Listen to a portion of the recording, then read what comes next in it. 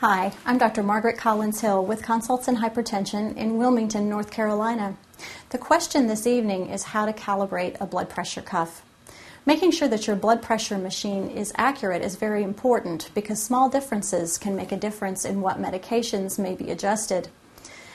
Most people, when they have a home machine, it's very much like this one, an electronic device. These are much easier to use when you'd like to measure your blood pressure yourself. Generally, the cuffs have Velcro that you can close over your arm with one hand, and all you have to do to measure the blood pressure is to press a button. That's all you need to do. In doctors' offices, we use a manual device, like this aneroid wall unit right here. In this case, you need special training and generally another person to measure blood pressure.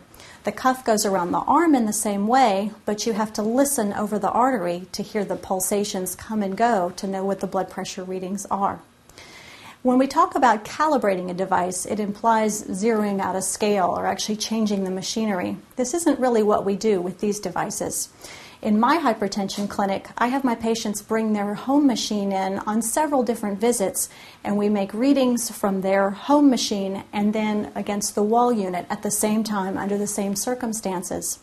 It's okay if these units vary. What you want is consistency. I would rather have a blood pressure machine that reads 10 points high every time rather than one that reads perfectly but not every time.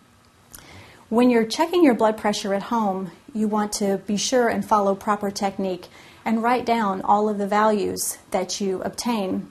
Having values from different times of day and different circumstances will help your doctor adjust your medications both in dose and in timing.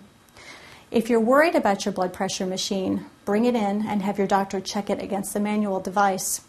In general, you can buy these machines over the counter without much difficulty, between $30 and $100. In general, the wrist machines and finger machines are more expensive and less accurate, so it's better to choose one with an arm cuff. You also need to be sure that the arm cuff fits you properly, because in particular, if the cuff is too small, you'll get a high reading. When you're getting a blood pressure reading, you also want to hold your arm at the level of your heart. If you're not sure where that is, think about the Pledge of Allegiance. Lay your hand over your heart and then raise your other arm so they're equal. That's the position you want to be in. If your arm is lower, blood is running downstream and you'll get a high reading. Similarly, you can't raise the arm and cheat.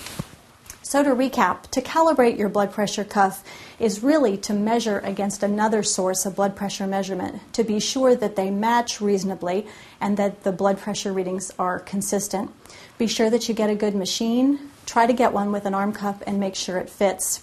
If you have any questions, bring your machine to several visits to see how the consistency holds up.